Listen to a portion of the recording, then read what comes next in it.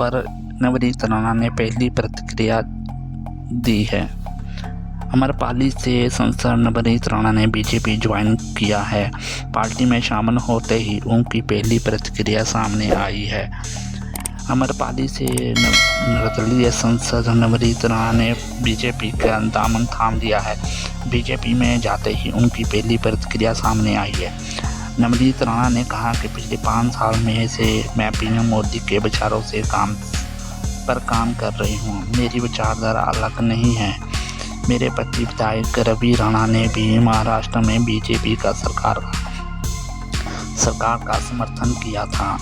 PM Modi के काम करने का समर्थन करते हैं। जमीनी स्तर पर उनके मुझे टिकट दिया है। बीजेपी ने मेरी मेहनत का सम्मान किया है और हम चुनाव जीतकर 400 पार का संकल्प पूरा करेंगे। मैं बीजेपी में समूह कार्यकर्ता के तौर पर काम करूंगी। भाजपा केंद्रीय समिति ने अमरपाली सीट के लिए उम्मीदवार रूप में उनके नाम की घोषणा की है। बान खुलड़े ने कहा कि 4 अप्रैल को अपना चुनाव नामांकन दाखिल करेगी।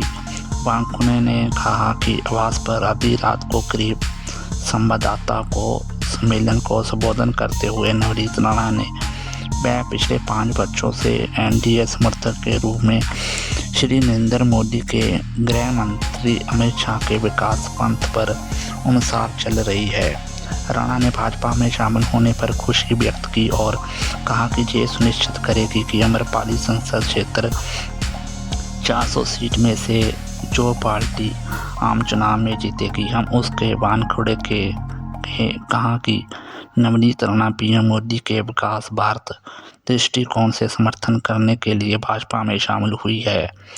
पहली बार 2014 में टिकट पर अमरपाली से चुनाव लड़ा था और शिवसेना ने आनंद खड़गे को हराकर 2019 में उन्होंने एनसीपी के समर्थन से निर्दलीय के रूप में सीट से चुनाव लड़ा था और हंडसुल को हराया था।